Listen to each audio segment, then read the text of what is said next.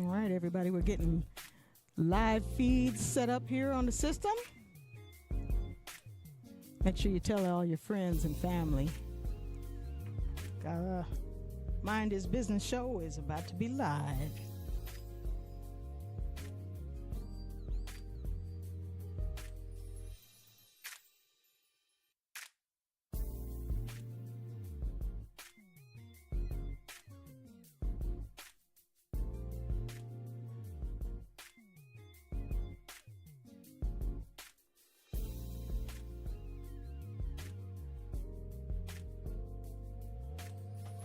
Make sure you follow us on social media at Mind His Business and follow the radio station at Gospel Music Omaha.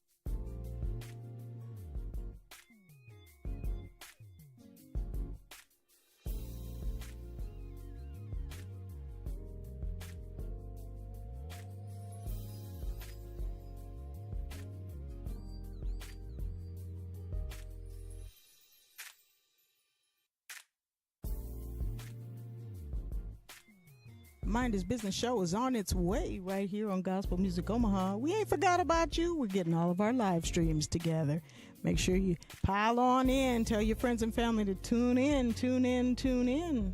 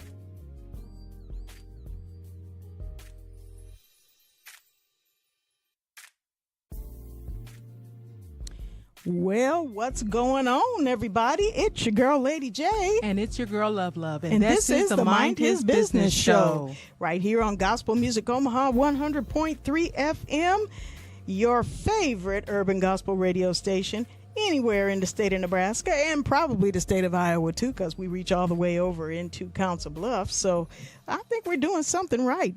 You know, our anniversary of being live on the air is coming up here on August 1st. And what a blessing that we've been able to be on for so long of a period of time to bless you all with what it is that we got going on. I am really grateful to God that we've been able to keep it going all this time, LuvLuv. Because, you know, there was a lot of people that wanted to count us out. They didn't think we could do it. And when we did it, they didn't think we could keep it. And we did. And well, I thank God. Well, they have the same opinion still. And we're not going to support you with money. We're not going to help you at all. Okay, great. Well, and take that and take that as the note that we want you to take, which is if God has called you to do something, you don't let first of all, don't tell everybody what it is you're doing. Yeah. Sometimes you need to just leave it in the womb until it's ready to be born. Right. Don't go messing around with it and trying to tell everybody what you're doing and telegraphing your moves, because everybody that's curious about what you're doing does not necessarily mean you good for knowing about what it is you're doing. Some people want to know just so they can sabotage it, Right. pray against it, Right. curse you, Right. bring you down, Right. do what they call triangulation, which is say bad things about you to third parties so that they can poison the well of other people's opinions of you to make it harder for you to accomplish what it is you want to And you accomplish. keep on doing it because you're going to get judged. Every single word, for every word, every deed, everything done in your body, okay? Everything that's said, you are going to be judged for that. Best believe. So for a long time, when we were getting our radio station set up, we didn't really tell anybody what we were doing. There was early on when we very first started, we had the initial idea way back in 1999. If I'm really going to take you all the way back, in 1999, you and I, LuvLuv, were talking about you were thinking about making a move, and you couldn't decide between Atlanta or Omaha. I was going to move to Georgia because I said, y'all don't look like y'all don't have no black radio station. Y'all don't have no black gospel radio station. I said, why do I want to stay? And I said, well, why don't we do one then? Why don't we make one? You know, and we were young enough to have the audacity to believe it could be done. And then I said, triple dog dare me. And so basically we decided that she would move to Omaha and we would start a gospel radio station. And this was in 1999. We had this conversation, and in 2000 you can Google our incorporation papers. We incorporated in the year 2000. And we had an opportunity to have a full power station. And in 2008, right before we were supposed to get the money from the government program that we had applied for, the economy dropped out in the 2008 crash. And so we lost the ability to do the full power station, but God made a way. He opened another window for the FCC, and the long and the short of it low is power or things of that nature. We got basically the approval for this low power LPFM station, which is what we and the other black radio stations in Omaha have. And we got that approval. We put a tower up. And remember, we didn't have any money, so this was all self-funded. We didn't have any grants. We weren't in bed with anybody, literally in bed with anybody, or figuratively in bed with anybody. No. We weren't a part of any organizations, no networking, no Eastern Stars, no sororities, no nothing. We weren't in nothing. We were all self-funded. There are only a few people, I would say less than $800 total, have given into this effort. This has all been God. We got the first tower up, and someone sabotaged the tower one night, and the next day when we came, that just helped us actually. When we came to see what was going on with the tower, only one ratchet strap was holding a 70-foot tower from falling over onto the power lines that are next to our site. It showed where it had been physically cut. So all of the... Because it doesn't just... Ratchet straps don't snap. I don't know like about that, but... They don't... Hey, out of all the things... It's different if you have it ratchet up, okay, as opposed to you have it strapped up. Now, some of you don't know what a ratchet strap is, so let me make sure and I'll explain what that is. Yeah. So... if you have it, it's a special strap to where it's got a, what can I call it? Like a hinge on it, where you can crank it. And as you crank it, it makes your rope tighter and tighter and tighter around whatever it is that you have it strapped to. So we had the tower up. We had gotten it up. We had I took one of my tax returns and actually bought the antenna and transmitter and all that. I got that from a tax return. And the tower itself, I actually got from Facebook Marketplace. So, I mean, we're bootstrapping this thing because we didn't have no money. So God was supplying our needs according to his riches and glory to get this station up. So we got this tower up, and we got someone to install it. And one day we went out there, and there was nothing holding it up but one ratchet strap. So someone must have gone up onto the roof of the building. They cut it And removed whatever else was removed from it. They didn't remove it. And can you imagine how badly we would have been sued by OPPD and the city had this tower fallen over and took out power lines? It would have took out the transformer that's connected to everything. It would have been awful. But God was good. There was one strap that held the whole thing up. So we had to bring the whole thing down, and we decided we were going to do something different.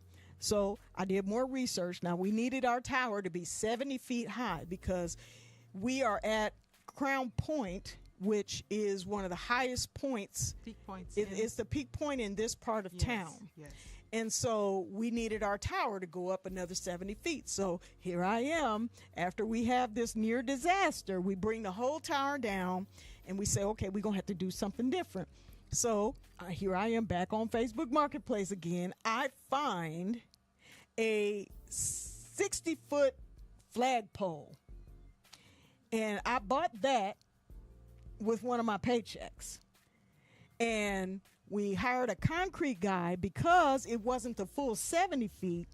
He actually had to do additional concrete work to put a part of it in the ground and then a part of it above ground encased in concrete just to get to the height requirement. So we have our antenna on top of this large flagpole. Now imagine, like, if you've seen like one of the street light poles, it's a big pole like that, but it's specifically made like a flagpole.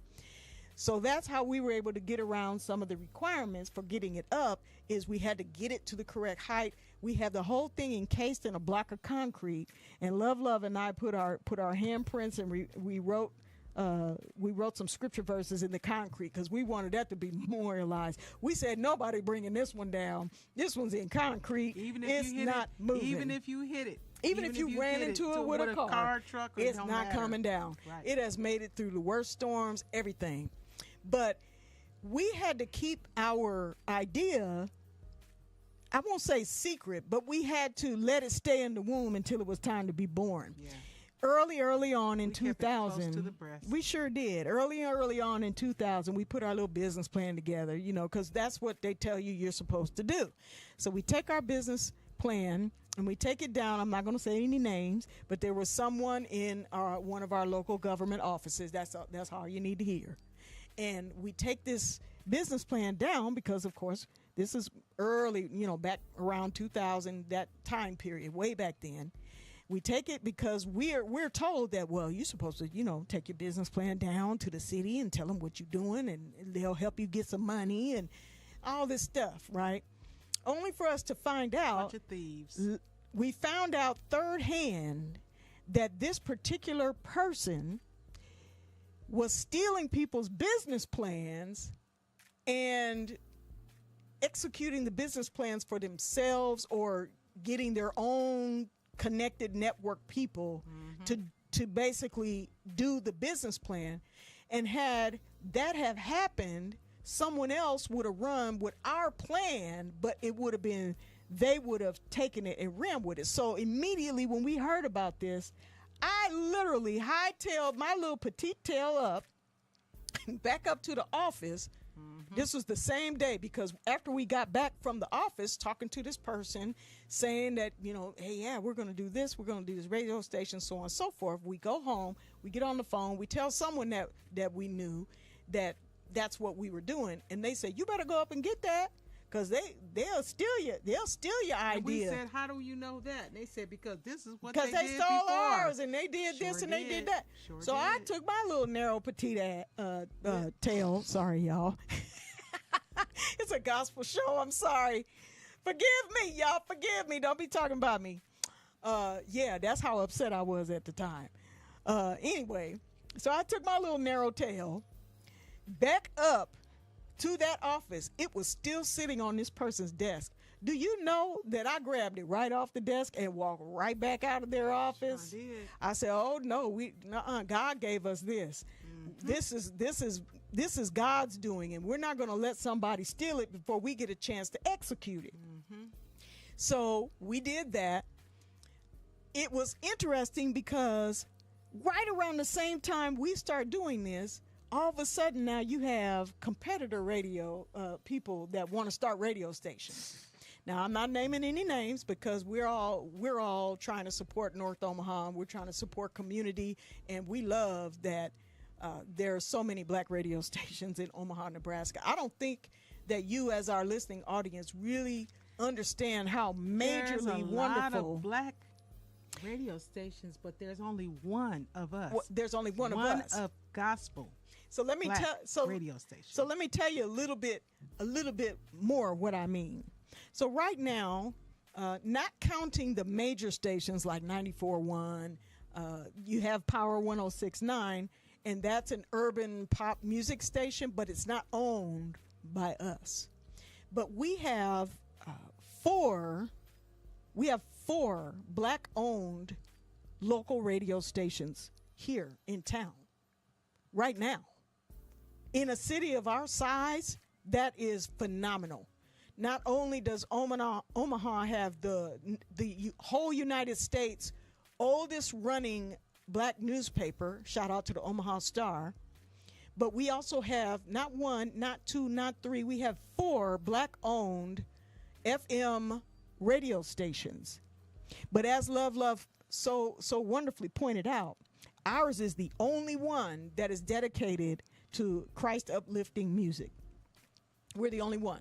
So we don't feel like we're in competition with the other stations because our genres are different. So our markets are different. You know, you've got a couple of rap. The other stations are more like rap, R&B, smooth jazz. Like they're covering other genres than what we are. We are the first and the only black-owned gospel FM radio station in this state ever. And not only are we the only ones that are doing gospel, but we're the only black female-owned black radio station in the state of Nebraska.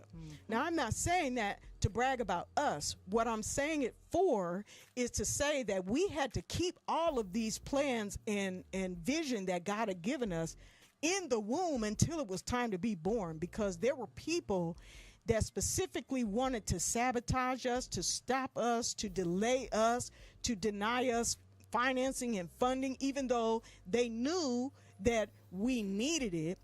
But they, for whatever their reasons are, that's not up to me, they did not want to help us unless they could either take credit or take control or some variation thereof. And we just weren't led to go that way. We've been accused of not being team players. We've been asked to be part of certain organizations. We've tried to do our part to quote unquote play ball so that we could be a team player. But when we would put our proposals forth, those proposals would be stolen and taken by other. They were getting money. They were getting buku money, hand over fist money. When I tell you they were getting hand over fist money, if you would just say this and do this, we'll give you money. If you'll just do this, no, we're not. And I'm not saying this to disparage any other black business or black radio station. That's not the point of this conversation, because that's really not what it's about. I'm happy that there are 4 black radio stations in Omaha, and we're all serving our unique markets. Most people don't even know that we're black, any of these, that there are any black anything here. I'm very happy about that. And when we have opportunities to collaborate with the other radio stations, we do our best to try to do that. But because we are if they ask, which they don't. Well, we do. We've done some collaborations with the other stations before. How long ago? When? How long ago? Well, I wouldn't even say that. How long but I don't ago? want to get into the specifics of that. What I'm trying to say is that even though we are willing to collaborate with other businesses and other radio stations, we cannot allow our baby to be aborted. So there have been some instances where we can't team up because the type of event they may be promoting doesn't align with us as a Christ following station. So some things we just cannot create certain alliances. And that's really one of the encouragements I want to give to you today, is that if you are truly doing your work for Christ, there may be some alliances that you just can't make. There may be some team ups that you're just not supposed to do. There are many instances in the scripture where Israel would form an alliance with some nation around them, and all it would do is lead them down a path of idolatry and destruction. And it would take an entire generation or two before they could get back to, okay, we're trying to be righteous now. We're rejecting the idolatry of the nations around us, and we're coming back to our principles as the nation of Israel and the Most High that we serve. And so as a believer, you're not always going to be able to align yourself with everybody.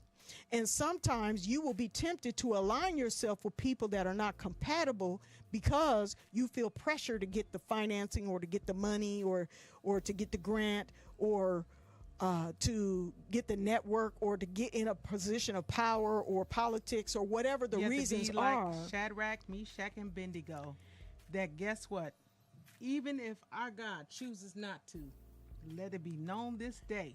What he said, what they say, O King, we will not bow. We will not bow. We will not bow. And so because we weren't taking the money or aligning with whoever, we knew that it would take us longer. And we were okay with that because we didn't want to sell out. Or maybe I'll use the word compromise. Feel like a turtle walking in the desert. Look, a turtle like a turtle. Getting there. Well, we getting there. And it took us until August 1st, 2017 to officially and for real get on the air and be live, officially live, and the whole nine. It took 17 years from the time we incorporated. So I want to encourage you that delay is not denial. That's right. That just because it's taking longer than you expected does not mean it's not going to happen. Yes. And it also means that if it hasn't happened yet, it's because it didn't need to happen yet. God's plans are perfect and his timing is perfect. So if it hasn't happened yet, that doesn't mean that it's not going to happen. It just means that when the timing is right, it will happen. If you persist, if you have the stubbornness and the audacity and the persistence and the endurance to continue on, even when everyone else is giving up on you, or even when it seems like, man, how am I going to make this happen? Yeah. It's not popular, or in order for you to do it without compromising, you do have to take the long way around, because that's what happened to us. Is because we didn't compromise, we had to take the long way around. But that didn't mean that we weren't going to get there. We just had to take the long way around, because people that try to shortcut their way to success oftentimes have to compromise in order to take the shortcut. And if you compromise, sometimes that comes with unintended Irish penance. Yeah, that'd be a good word. Yeah. They can unravel you. Like sometimes it don't come for free. Let's put it that way. And you may not immediately see what that cost is in the moment that you decide to make that compromise. But at the end, when that bill comes due, then it's like, oh man, maybe I shouldn't have chose that path. So that's really that was kind of a long way around that conversation, that topic. But at least we're learning them something. We're learning you something. So believe me, we got some battle scars. We got some war stories that we can tell from a spiritual standpoint. And we allow our persistence in the face of adversity to be a testimony in and of itself. Because sometimes people's testimonies are, oh, God just changed it in an instant, and then everything was one way, and then God did something, and now it's another way. But there is just as much of a testimony in saying, God gave me the strength to persist through the problem, to get to the solution. That the testimony is God's perseverance through the situation And through the challenges, I tell my godsons all the time that if you're lifting weights, you're not going to grow muscle without resistance. That sometimes to make you a stronger believer, you have to persist through the challenges and not just only have faith when it's easy and not just only have faith when things are going well. Yeah, I like the part where you said you have to have resistance. Yes. That's the only way you can build Strength that muscle. strength doesn't come without resistance. Everybody's a Christian when it's easy and when you're blessed and when everything is prosperous and when all the bills are paid. Come on. But the true test of your faith comes when there's some challenge to it, when there's some resistance to it, when you have to press through and trust God even when it doesn't look like He's going to get you out of it. That's right. He will walk with you through the whole entire thing. Yes. If you trust Him and if you persist through the problem. He will bring you through it. Why do I know that? Because He brought me through it. If we could persist for 17 years to get live, and there was one instance when there was literally, I'll tell you one person. There was about 3 people that supported us financially. I'm going to tell you about one. Her name is Jawanda. Shout out to Jawanda. Let me tell you what happened with Jawanda. So as part of... That's okay. Should we have said her name? I'm going to say her name because I am blessed by her, and I appreciate the fact that she was obedient to God at a critical moment. Yes. I will always say her name. Hallelujah. So if you listening to this or if y'all know who she is, y'all go ahead and tag her on social media. Love you, Sister Mackie. We had, as part of the setting up the radio process, there are many requirements and licenses and documents and all kinds of things that you have to do in order to comply with everything that is needed to be able to officially and legally go live with the FCC. There was this one particular requirement that we needed to obtain, and it was $500. And the deadline, let's say it was Friday, and we had gotten all the way to Thursday, and we didn't have the money. And we said, what are we going to do? And you happened to be talking to her just in general on whatever day it was, Thursday or Friday. I don't remember now, but it doesn't change the story at all. You just happened to be talking to her this particular day, and you were like, "Oh man, she's like, how's everything going? How are things? You know how you chat with people, and you just chatting." Just in general. Yeah, we're doing good. The radio station is coming along and we're really working on it right now. We got this thing. It's $500 and it's due on Friday and we don't know how we gonna pay it. And it wasn't even that you were asking her for money. I don't recall that you were asking her for money. Maybe you were. This was a long time ago, so my memory may be a little sketchy. Jawanda, if you listening or watching this, you remind us of how it went. But this is my recollection of the events as they stand right now. And she said, yeah, I can help you with that. And shockingly, we weren't pressuring anybody for the money. That wasn't what the conversation was about. But she said, I can help you with that. She said, I need you to go to this bank at this time. And when you get there, somebody will be there and they will give you $500. And she called someone that she knew in her network and arranged it so that when we got to the bank, that person gave us $500 on the spot. And we took that money and immediately we were responsible with the money. Hello, we were responsible with the money. Some of y'all be getting that grant money or that loan money or whatever. And instead of spending it on what you're supposed to spend it on, you spent it on other things. And you know who you are if you did that. But we were responsible and accountable with the money. We immediately took the money and we paid what we needed to pay. And had we have not had that $500 when it came in, and had the receipts, if we had not had that $500 to pay that license fee or whatever the fee was, we would not be on the air right now. You would not hear our voice. So, I I really don't know how it would have. That's I don't know what God. I don't know what God would have really done. don't know. But what I can say is that God used her, and I am thankful to God that she was obedient. I love you, Sister Jawanda. And you will Mackey. always be a part of our Always. history because of that. Always. And we honor you for your obedience, and we thank you for that. But I said that to say that that is a part of the testimony of persistence. Yes. Is that if you persist through your problems, through your challenges, Never through give the up. friction, That's what I tell my glam babies, because I'm glamorous. Never give up. God will see what you need. He will take care of the details.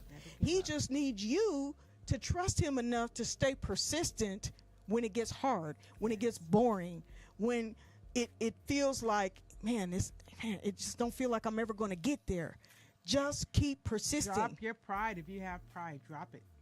And drop all that pride. now I will say that I know a lot more now than I knew in the past. And I probably, if I knew the things then that I know now, maybe some of the decisions along those 17 years may have been different.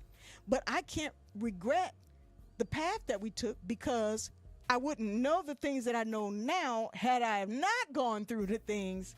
Does that make sense? Absolutely. Like you can't go back and second guess the decisions you made in the past, because if you made those choices in good faith, you made the best choice that you could at the time with the knowledge you had at the time and who you were at the time with all of the circumstances that existed at the time. So you can't go back and try to rewrite history based on who you are now, because what happened then is what made you who you are now. That's right. So you don't worry about, I made so many mistakes along the way. No, those mistakes were lessons. Mm-hmm. There's no such thing as a loss as long as you learn a lesson. Right. And you can learn just as much from your failures as you can from your successes. In fact, I would venture to say that you can learn more from failing than you do from succeeding. Have you ever seen somebody, I'll use Mike Tyson as like the inventors. How do they end up inventing things? Because they found out what doesn't work. Right. Mm-hmm. The narrative that we were told about the guy with the light bulb tried 1,000 different ways, and they asked him, did he want to give up? He said, no, I've just learned 1,000 ways that it won't work. Right. And eventually, that's the narrative, because I know that, there's some dispute about whether or not he actually did the light bulb, but that's not the point. But I'm thinking more along the lines of like Mike Tyson. So when Mike Tyson was in his prime, for those of you that are old enough to actually have seen him in his prime, he was phenomenal. Undefeated, could not be stopped, just fantastic. And he won all of those fights, fight after fight after fight, some of them within the first 2 minutes. This man was devastating with the hands. But when he met up with Buster Douglas, I think it was, and got his world rocked that one good time, then he was not the same after that, because he had never learned from any losses. That's what I found out. Fights were fixed. You think that was fixed? Absolutely. I don't think that was fixed. Buster, how you gonna do that? And then the next two fights, you get knocked out. That doesn't make. Come on now, keep it real. I don't know. Keep it real. I don't know. If you can knock out Mike Tyson, you should have been able to knock out those next two people. I don't know. Because I follow boxing closely. But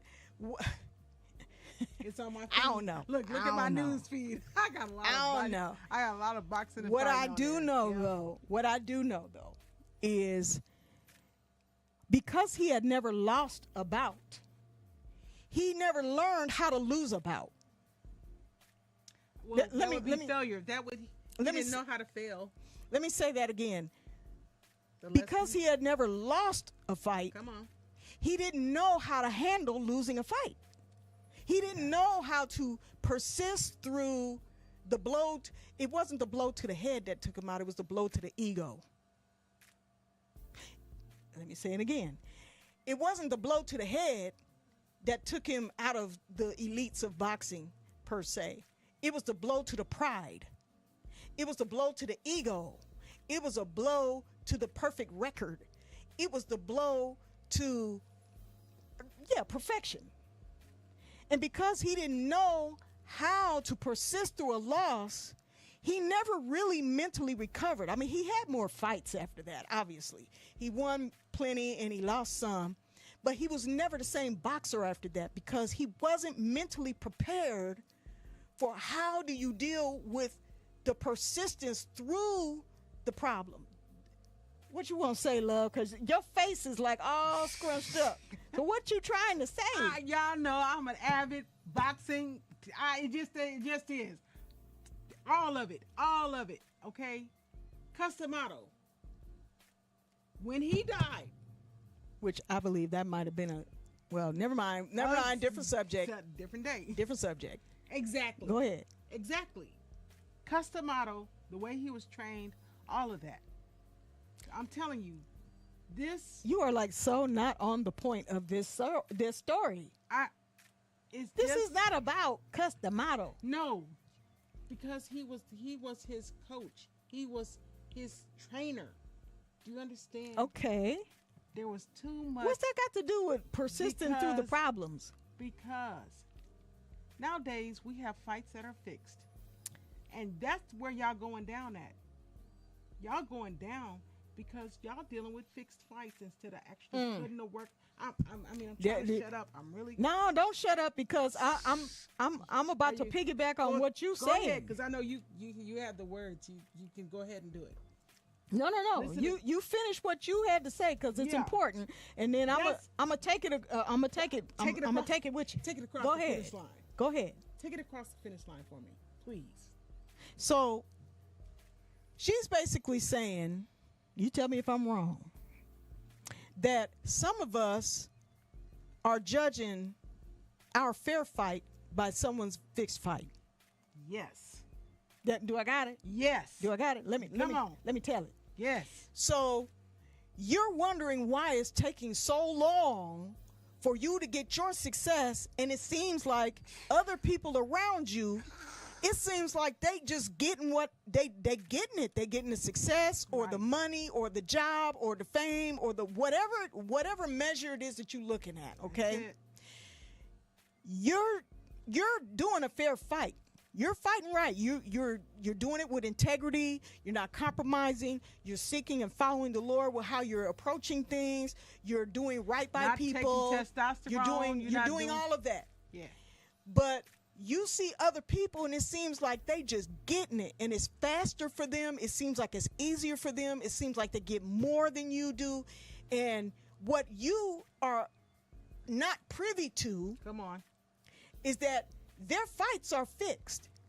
You say, what you mean by that, Lady J? What I mean by that is some of them are bending over. Yeah. Some of them are taking bribes. Mm-hmm. Some of them have been blackmailed into things. Mm-hmm. Some of them have taken oaths to idols. Right. Whether it's in the sorority, the motorcycle club, the Freemasons, the Eastern Stars. Girl, stop hitting the ball out the park.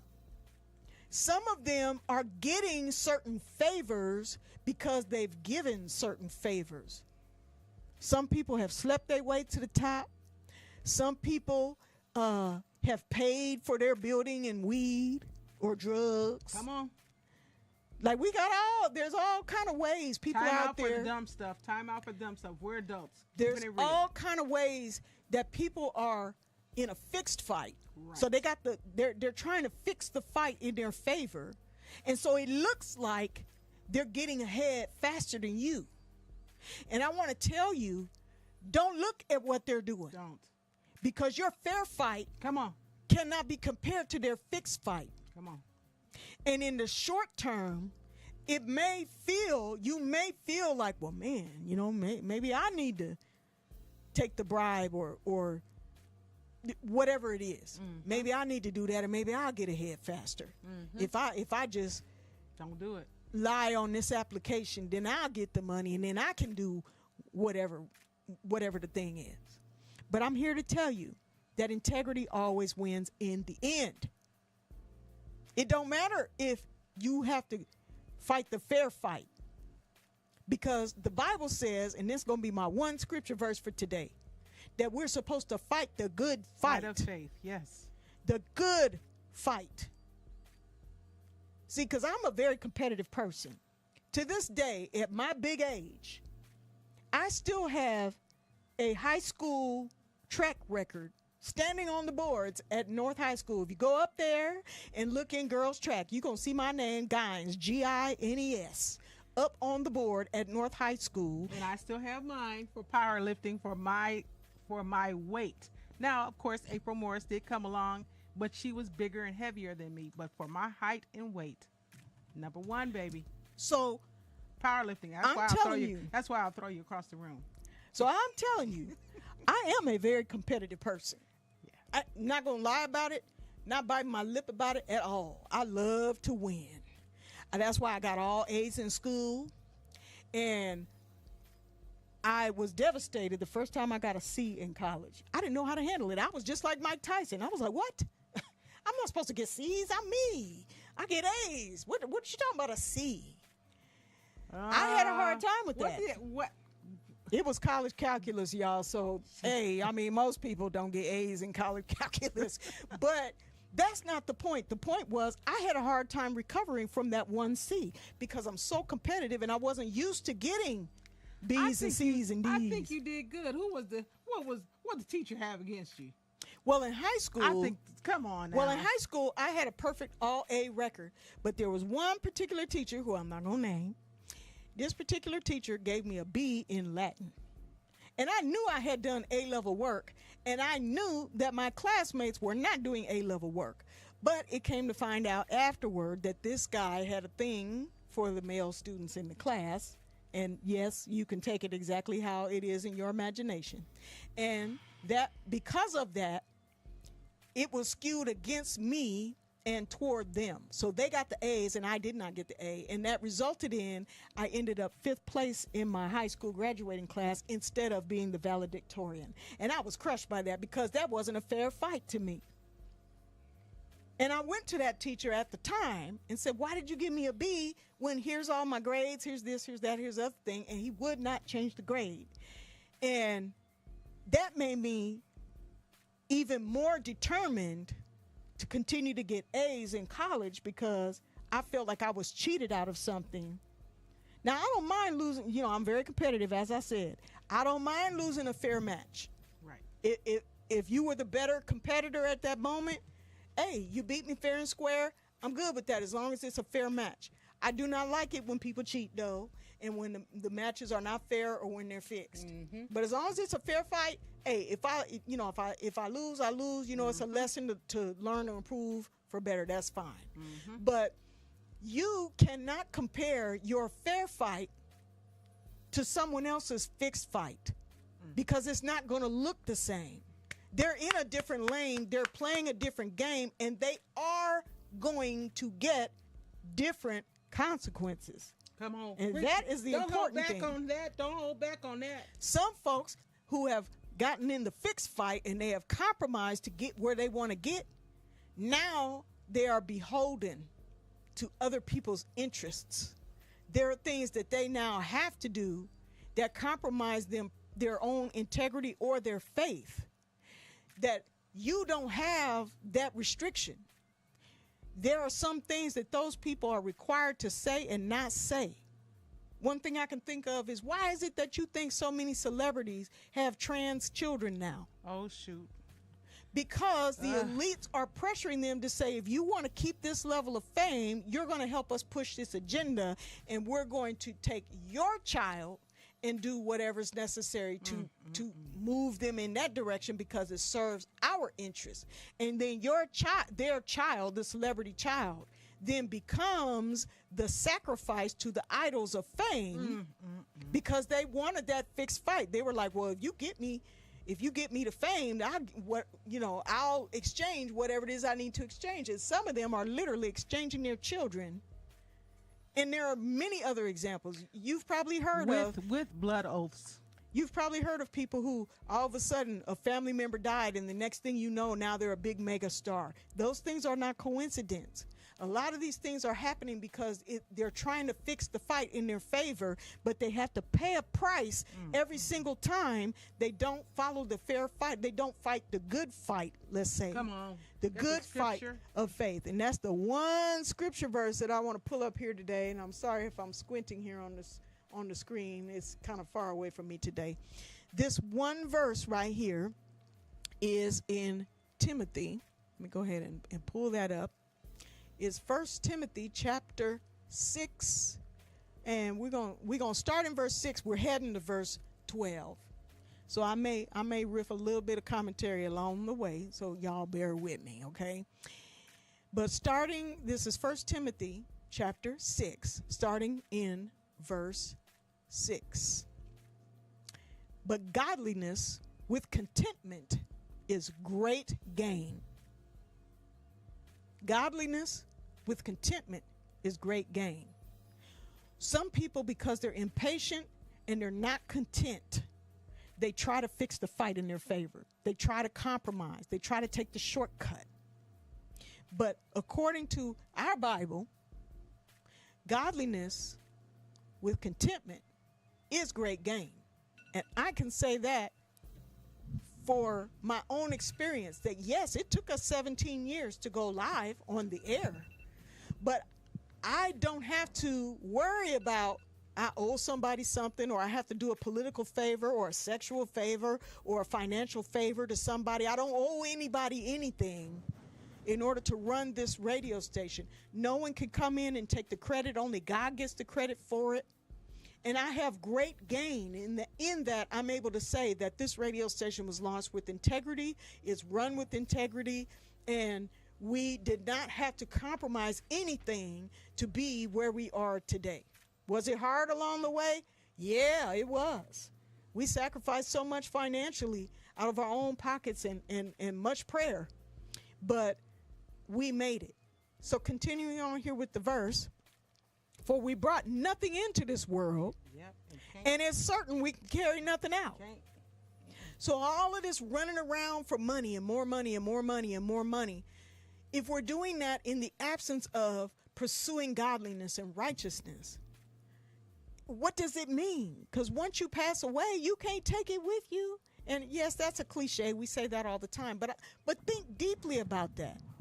How much energy are we spending on trying to get more stuff and more money that is not going to prevail after we're gone, instead of pursuing the righteousness of God, the path and the purpose he wants us to have?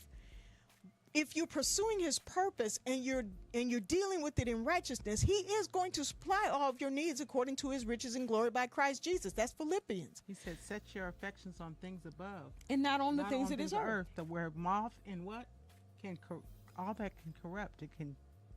So he says, well, we brought nothing into this world, and it's certain we can carry nothing out. Right. And having food and clothing, or the King James word is raiment, that means clothing, and having food and clothing, let us be content with that. But they that will be rich, following after money for money's sake, will fall into a temptation and a snare, that's a trap, and into many foolish and hurtful lusts, which drown men into destruction and perdition, which means they're lost. If you're in perdition, that means you're lost. So don't misunderstand me. We need finances, or at least resources, or at least some sort of income in order to meet our obligations, because that's how we live here in America. We're not nomads. Disciples were, some of them were fishermen, some of them were tent makers. It's okay to have a profession. It's okay to have a side hustle, to have a business. Okay, it's good to feed your family and to take care of your family and to take care of your needs. So this is not implying that stuff is bad. What it's saying is, if you're doing your best to get rich just so that you can say that you're rich and just to have it to heap upon yourself, those types of mindsets are what will cause you to fall into temptation and a snare, and into many foolish and hurtful lusts, which will drown you in destruction and perdition. For the love of money, it didn't say money, it said the love of money. For the love of money is the root of all evil, which while some coveted after this money, they have erred from the faith and pierced themselves through with many sorrows. I think you should look up that word love in that particular sense. The love of money is philarguria, avarice. The word avarice is another word for greed. So like if you're just greedy for more and more and more and more money, like it's never enough. You're never satisfied. You're never satisfied. No matter how much you have, it's never enough, and you always need more. Like all the drug shows that you see on TV, they always say, well, when I get $1 million, I'm getting out of the game. But then when they get the $1 million, now because they got so much fixing of the fight in their favor to get the $1 million through criminal means, now they're stuck and they got bigger problems and they can't get out of the game. Well, duh. It was the avarice, the greed, that love of that money that was the root of all the evil that they did to acquire it. And that's why, because they coveted after that money, they have erred from the faith, and they've pierced themselves through with many sorrows. It's sorrowful to have to look over your shoulder and wonder if the cops are coming, and wondering if somebody gonna snitch on you, or wondering if they caught you on camera for whatever it was that you did. If you're doing these things to try to shortcut your way to what it is that you want to be doing, it's not going to work in the long run. It may work in the short term. It's not going to work when that bill come due. So it says in verse 11, if you just joined 1 Timothy 6:11, but you, O man of God, flee these things. Run away from this stuff. Don't even entertain it. Don't try to fix the fight. Don't try to get a shortcut. Don't try to compromise to get where you're trying to go, because it seems like everyone else is getting there faster than you. Flee these things is what it says. And instead, it says to follow after righteousness, godliness, faith, love, patience, meekness, which is humility, not all about your ego and your pride. Come on. And this is where we were headed and where we're going to end up. Fight the good fight of faith. Come on. You're going to fight the fight fairly. It's going to be the good fight. You're not fighting a dirty fight. You ever heard where they say it was a dirty fight? Oh, yeah. That means that somebody in that fight fought dirty. They either bit somebody or threw sand in the face or hit somebody below the belt or whatever. It's a boxing match and you kick somebody, or in Mike Tyson's case, you bit the man's ear. That's fighting dirty. We're not fighting a bad fight. We're fighting the good fight. Yes. Fight the good fight of faith and lay a hold on eternal life. See, this life that we're in right now, it's going to come and go. This life is not our final eternal place. No. This is, we just passing through. So don't hold on to it so tightly to where you got to compromise for stuff. Because we're supposed to lay a hold on to eternal life, whereunto you are also called, and you have professed a good profession before many witnesses. And that's the Good one word. Good verse word. that I wanted to say Good word. today, is that first of all, number one, just to recap what we said, persist through the resistance. Because you can't build muscle without resistance. You can't build persistence without resistance. The resistance is not a bad thing. The pressure is not a bad thing. Everybody in modern society is trying to medicate away pressure. You can't medicate away pressure. Oh, my anxiety, I feel under pressure. Oh, no, the pressure is okay. Accept the pressure. And stop saying my. I just My feelings, this, my my wants, that. my moods, my needs, my Even desires, my commercials. depression, my Even- anxiety. even the My. commercials. How about God? God has got me. God gonna bring me through. God has always brought everybody through every We got test if this. We got if this. they believed upon Him. God has got this. God can make a way. How Yes. about God instead of my? Right. And how about y'all stop trying to do it by yourself? If you have a husband or wife, how about we instead Okay, of that part. I'm gonna this, I'm gonna leave him, That I'm gonna part. leave her. No, how about y'all both get together and stop playing games? That part. How about y'all stop trying to take y'all mess over to somebody else's house? Look, That part. okay, and trying to do. Come on now, get That real. part. So persist through the problem, because resistance builds the strength. Yes. Okay, that's number one. Number two, failure is not a loss, it's a lesson. Yes. And you can learn more through your failures than your successes sometimes. And if you've never lost, when that loss does come, that first loss, that first major sin, that first major setback, if you haven't learned through loss, it can mess you up real bad. So fail fast, fail forward, fail when things are small, when the consequences are small.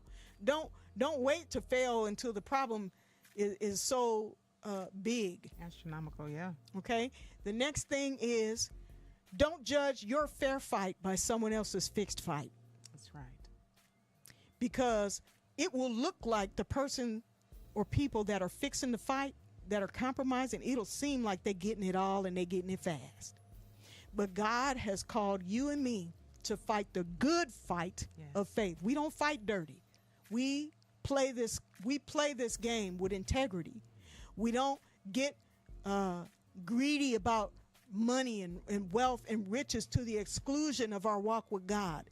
And we don't covet money so much that we compromise ourselves in order to get more and more and more and more and more.